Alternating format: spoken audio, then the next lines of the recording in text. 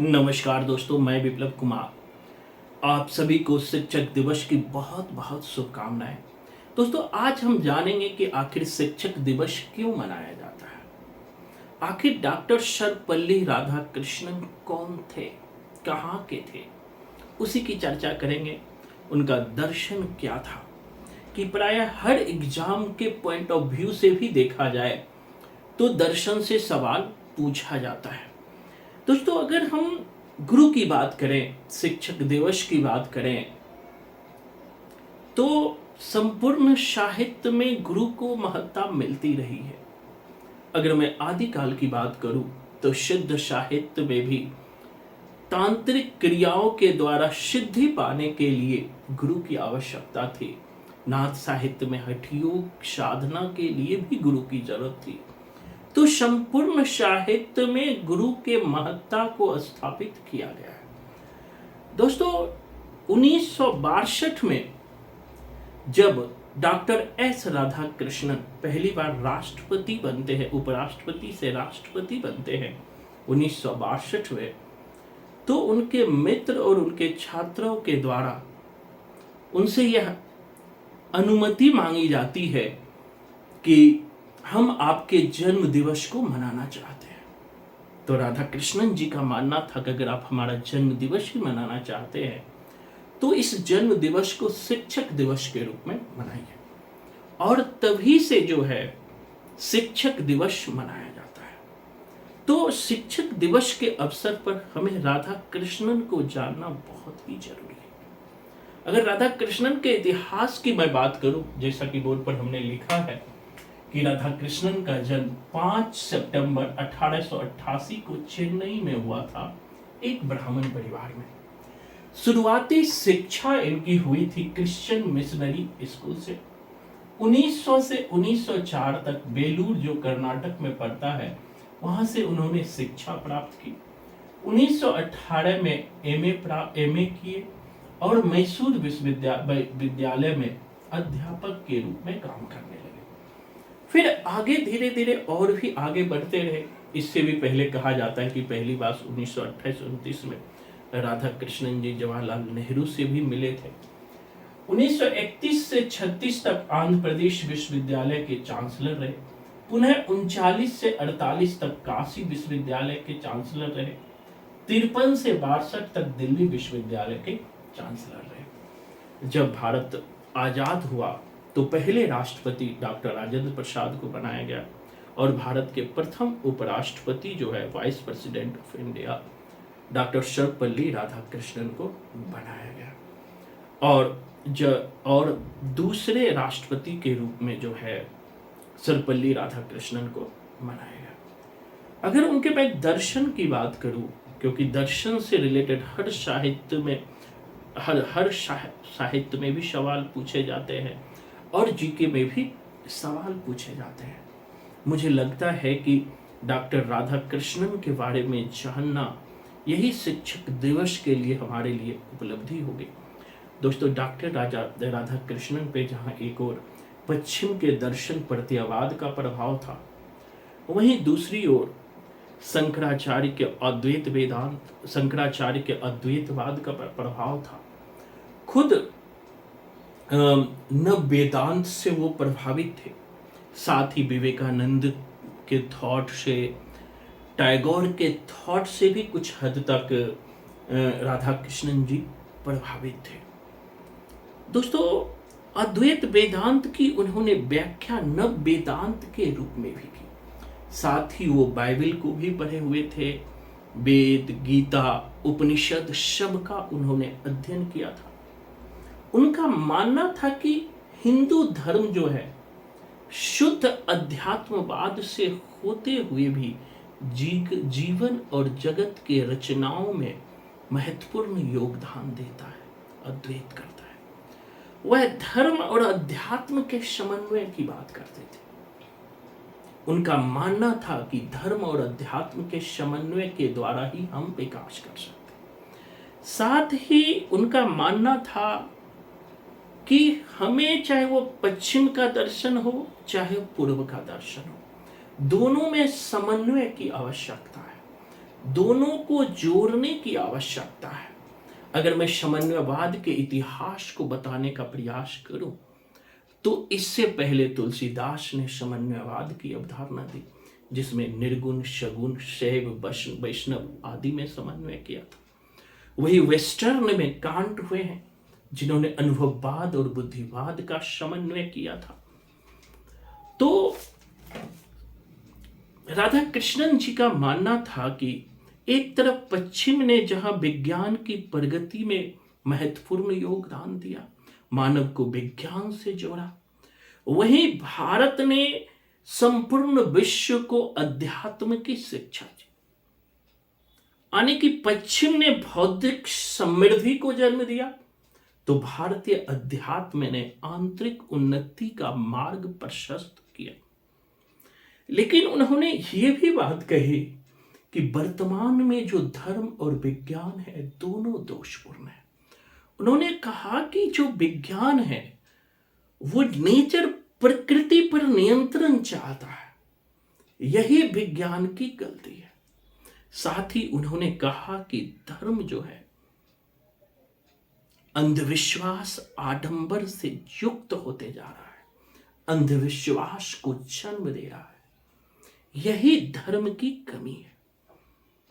उनका मानना था कि आध्यात्मिकता सर्वव्यापी है, लेकिन इसके पूर्व की संपत्ति भी इन्हें हम कह सकते हैं, क्योंकि आध्यात्मिकता के प्रचार में पूर्व का बहुत बड़ा योगदान रहा है।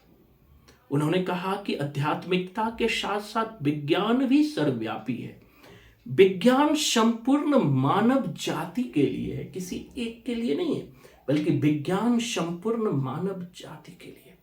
इसीलिए उन्होंने अध्यात्म और वैज्ञानिक ज्ञान के समन्वय की बात की।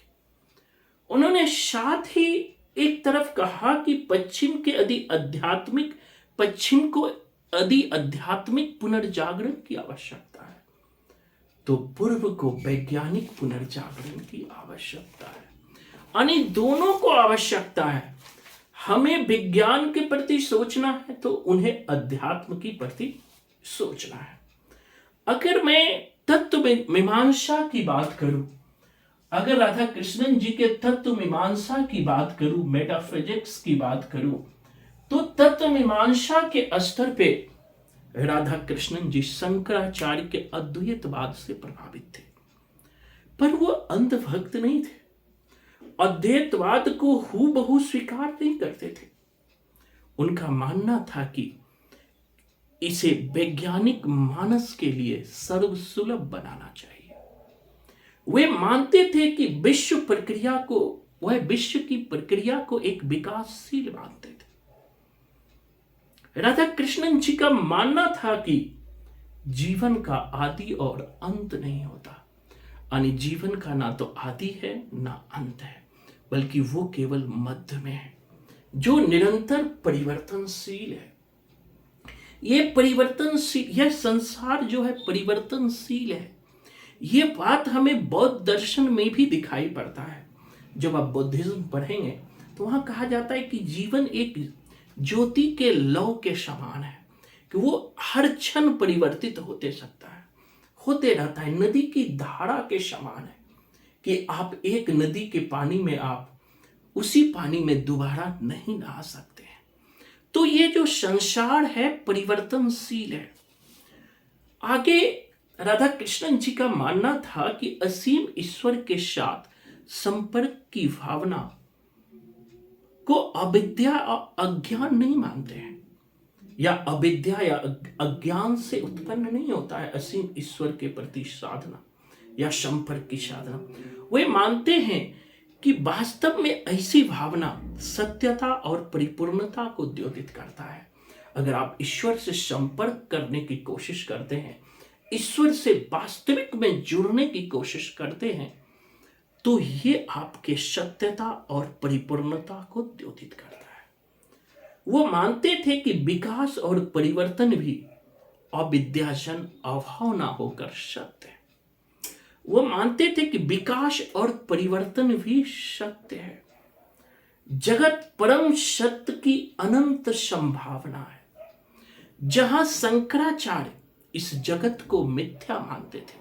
शंकराचार्य जी ने कहा था, ब्रह्म सत्यम जगत मिथ्या, जीवो भ्रमेव ना पड़ा। अर्थात ब्रह्म ही सत्य है, जगत मिथ्या है, जीव और ब्रह्म के बीच कोई भेद नहीं है। उसी तरह से राधा कृष्णन जी मानते हैं कि जैसे ब्रह्म सत्य है, जैसे ईश्वर सत्य है, वैसे ही जगत भी सत्य है। वो मानते हैं कि आत्मा या ब्रह्म को सत्य मानना समस्त जगत की सत्ता को स्वीकृति देना है। अगर आप आत्मा या ब्रह्म को सत्य मान रहे हैं तो आप जगत को भी सत्य मानना पड़ेगा। साथ ही वो मानते थे कि आत्मा, जगत और ईश्वर में तात्विक भेद नहीं है। आत्मा, जगत और ईश्वर तीनों में तात्विक भेद नहीं है, वस्तुतः एक ही चैतन्य के ब्रह्म रूप है। वो मानते थे कि ब्रह्म सत्य और ईश्वर दोनों है। जब उसे जगत से भिन्न और पृथक रूप में वो मानते थे कि जो ब्रह्म है वो सत्य और ईश्वर दोनों है। जब हम ब्रह्म को इस जगत से पृथक और भिन्न रूप में मानते हैं तो वही सत्य है। जब इस ब्रह्म को इस जगत से सत्य और पृथक रूप में मानते हैं, अलग मानते हैं, वही सत्य है। जब हम जगत से उसे संबंधित मानते हैं, उस ब्रह्म को जोड़ते हैं जगत से, तो वही ईश्वर है। राधा कृष्णन जी के दर्शन को अगर आप 2-3 बार वीडियो देखेंगे तो आपको क्लियर हो जाएगा और इससे पूछे जाने वाले सवाल भी आपसे पड़ेंगे।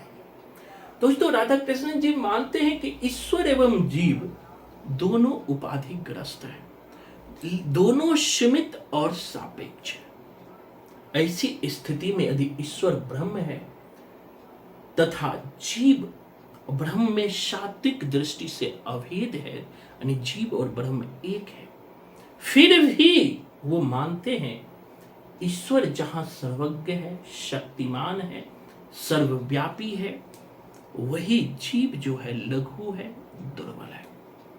वो मानते हैं कि ईश्वर जो है अविद्या से मुक्त है, ईश्वर में कोई अज्ञानता नहीं है, उसकी सीमाएं उनके ज्ञान को रोकती नहीं है, उनके ज्ञान को कम नहीं करती।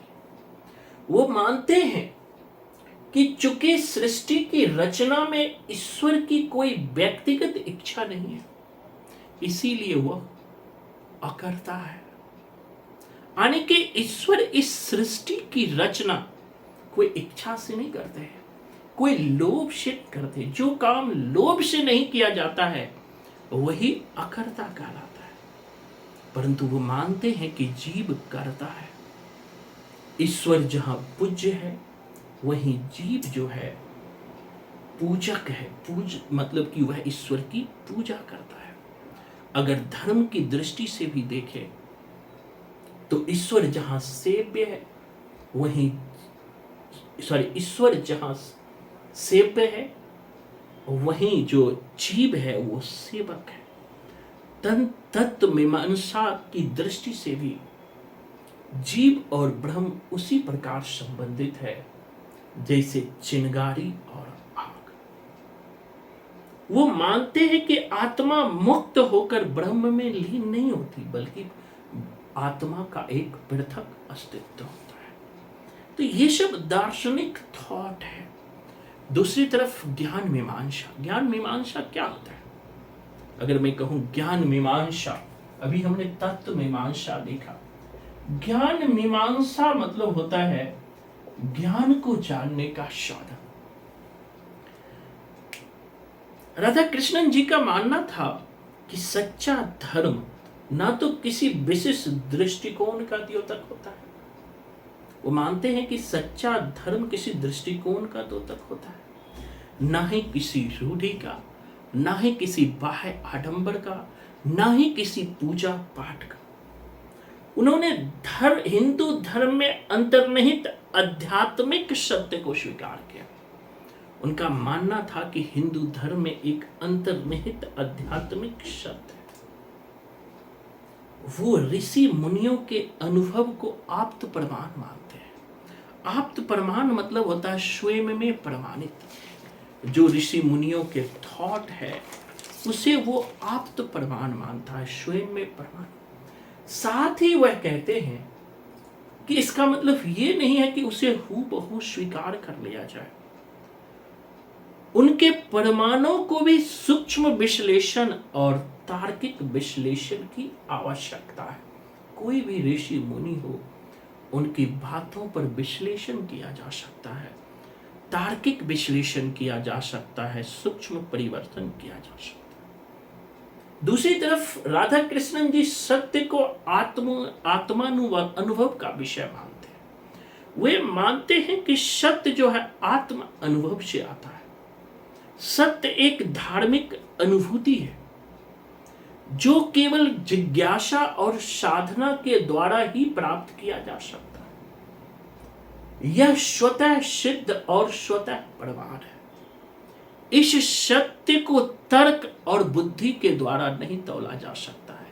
यह तर्क और बुद्धि से भी आगे है।